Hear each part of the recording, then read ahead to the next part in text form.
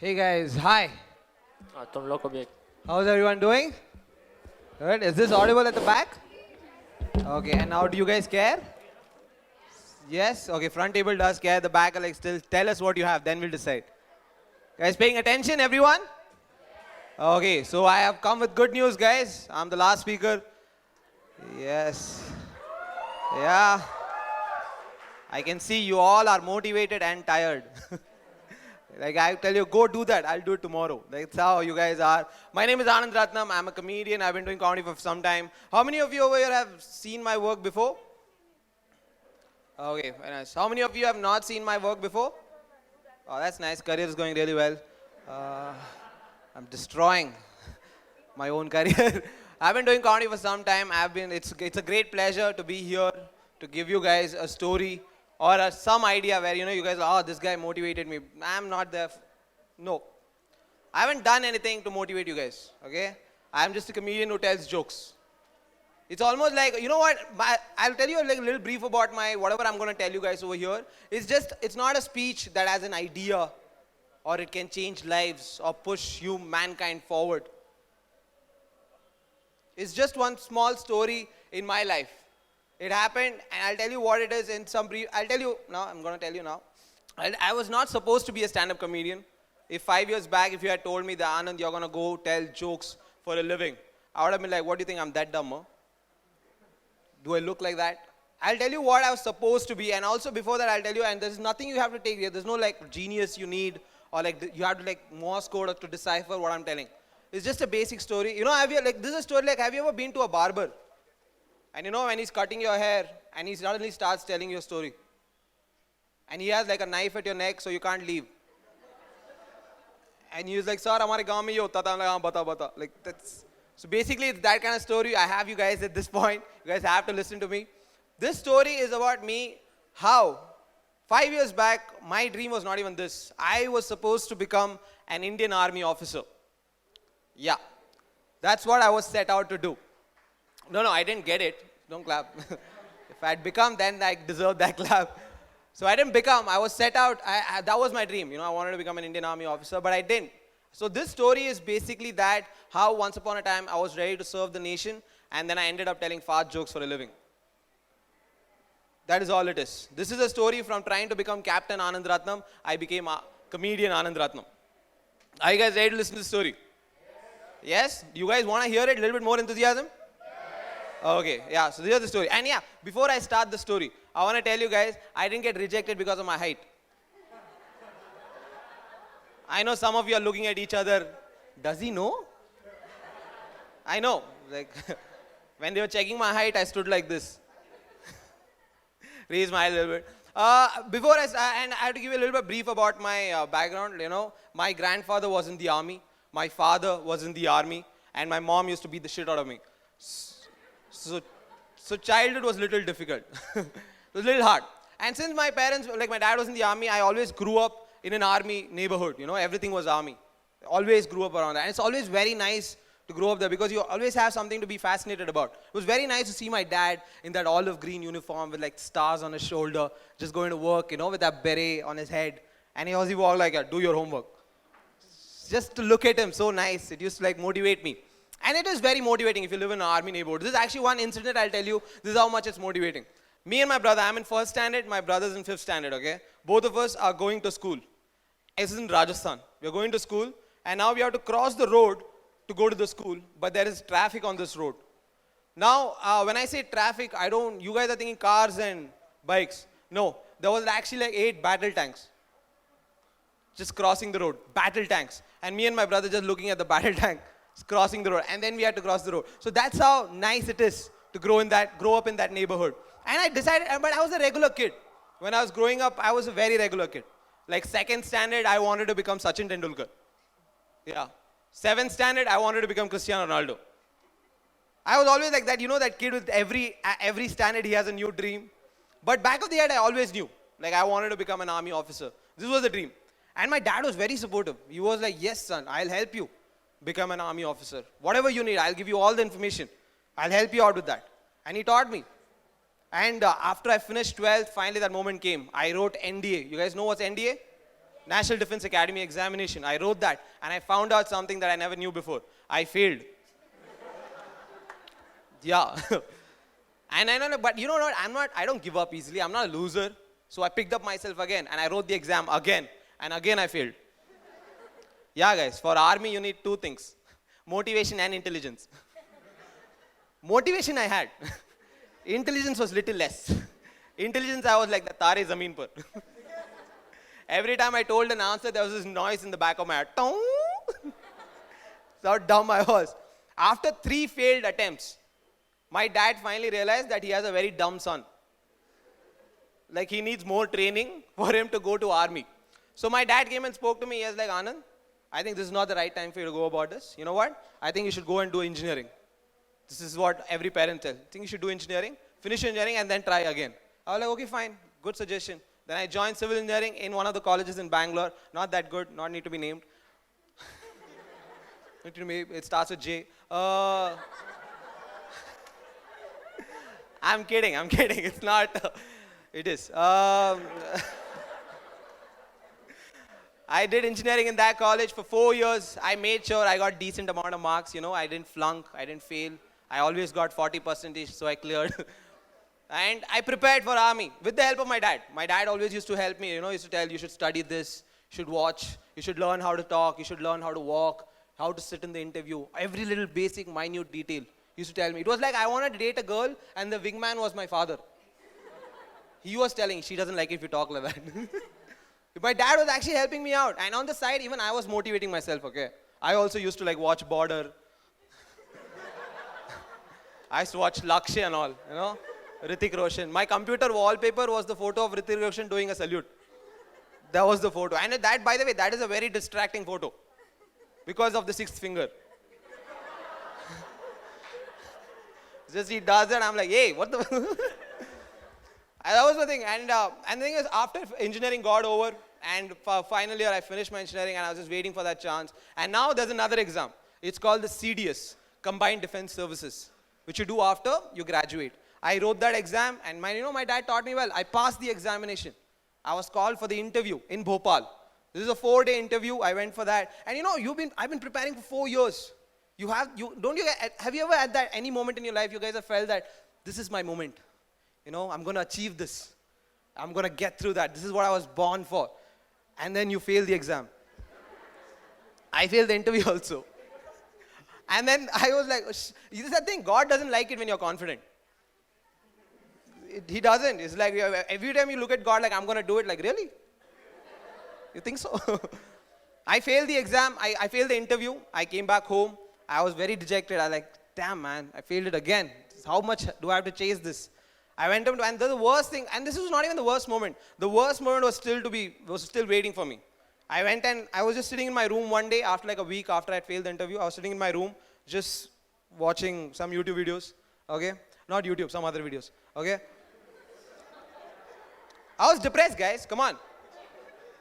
I was watching some, and my dad knocked on the door. I was like, okay, fine, close the video. My dad opened, he walked in, he sat next to me. Okay, you want me to, like, I closed the video. I'm a nice guy. My dad sat next to me. He spoke to me for 5 minutes. He sat next to me. He put his arms around my shoulder. And this is what he told me.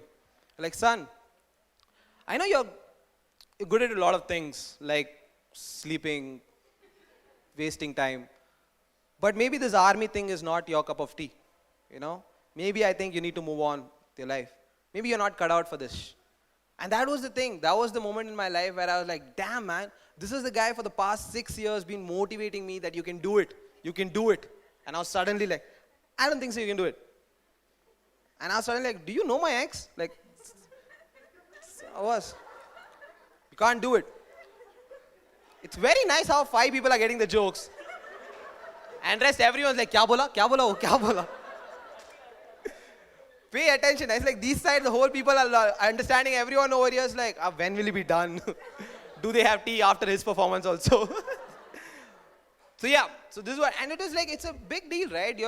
My role model tells me that I think you're not cut out for that. Like, you know that Amir Khan when he says, tumhari self-confidence dhajiyan ud jati hain.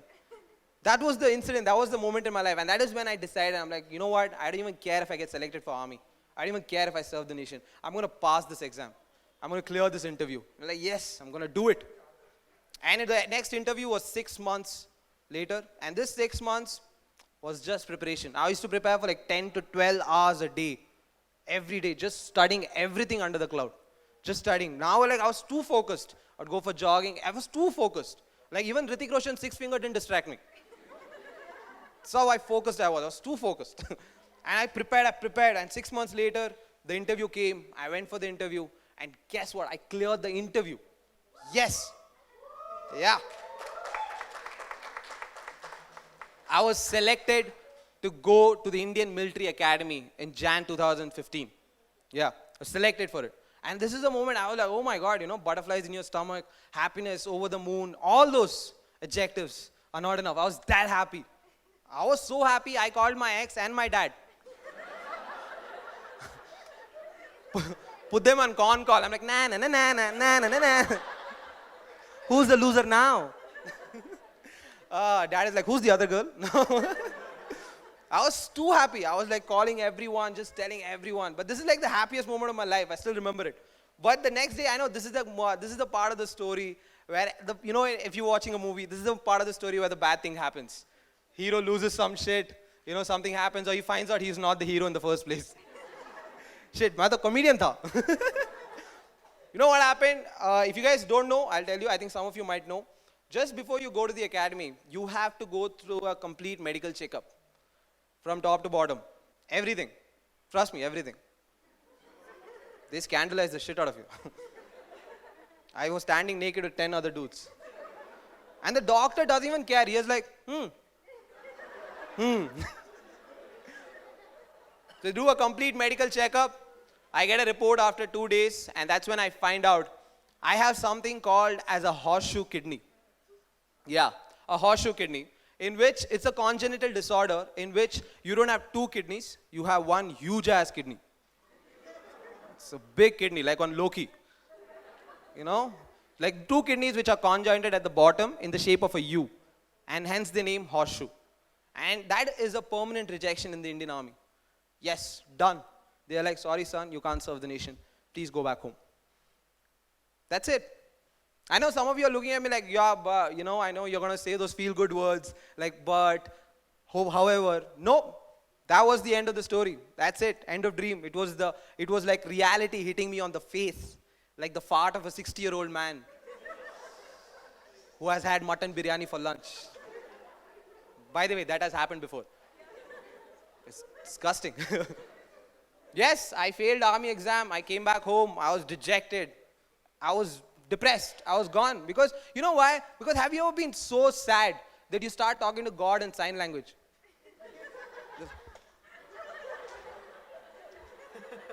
That's how sad I was. Like, I was so sad. And the thing is, I've been chasing this dream for too long. Like, almost 7 years. I was tired. I was like, when they told me that you're not selected, I stood like Dhoni. I'm like,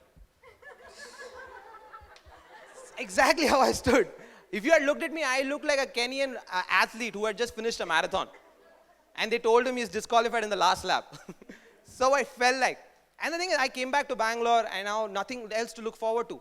Nothing else. I just took up a day job, civil engineering job somewhere. I started drinking a lot. Yes, I did. I drank a lot. You know why? Because I roamed like I had broken up. Like my girlfriend dumped me. That's what happened. I was just walking around, you know, like just sad, walking the streets of Bangalore. Only like jug suna lage and playing in the back of my head.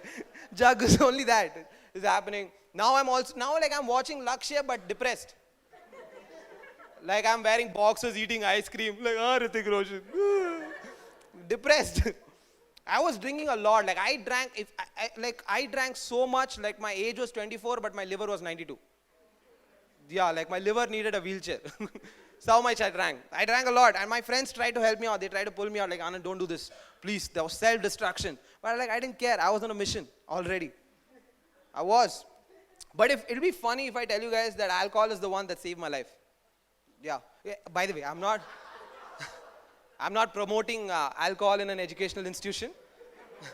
I'm not saying, kids, go. No. The bar is right here. No. Not telling that. Don't drink unless you have to. But just telling you, should not drink. Should not drink. Maybe, okay, 2 beers. Okay, no, son, no. I'll tell you why alcohol saved my life. I used to drink a lot. This was 2015, somewhere, not 2016, somewhere. I was drinking on a Monday. Let me repeat that. I was drinking on a Monday, the first day of the week, in a pub called Take 5 in Indranagar. And to my luck, this is the place where they used to have open mic stand-up comedy nights. Yeah. And I was down like maybe 10 or 12 beers down. And that's when, when you're so drunk, you're too confident. And this was the confidence that prompted me to do something that is one of the biggest fears in the world, public speaking. I was like, I think I can nail this. And it was 2016, so it was easier. There were not many comics. It was very easier to sign up. So I went there, I actually signed up, and I went and did a spot. I did 5 minutes on stage, and it felt like 13 hours. For me.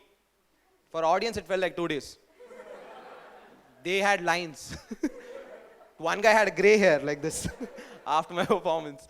It was very bad. I was terrible. I was so bad that the audience wanted to kill me with the mic wire. So bad I was. I was really bad. But I kind of liked it. When I got off the stage, I found like a new thing to suck at. It was very nice to look forward to that, I mean, I suck at a lot of things, but I liked this for once. So what I decided was, I'm going to try some open mics without telling anyone, my friends or my family. No one I'm going to tell. So I started like trying some 15, 20 open mics in Bangalore. And then after like a month or two, I went and told my dad, Dad, I'm thinking of becoming a stand-up comedian. My dad like, Dad, I'm serious. And this is what he did. He left me. He was like, go to your room. I went to my room, started watching videos. No, YouTube. This time, YouTube.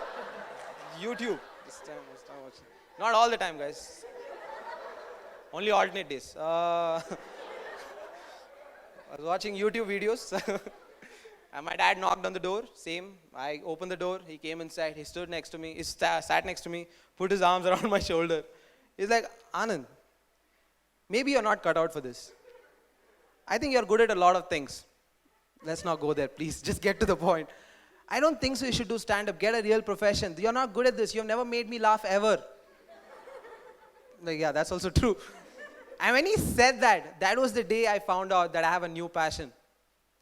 I found it out. I'm like, shit, man, I'm going to do this. And cut to 4 years later, I have 2 videos on YouTube that both have million views. And this is my first TEDx talk I'm giving to you guys, beautiful people, after 4.5 years. And my styles...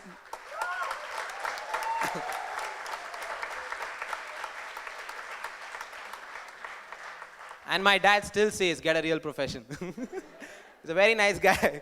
And that is the end of the story. Thank you so much, guys.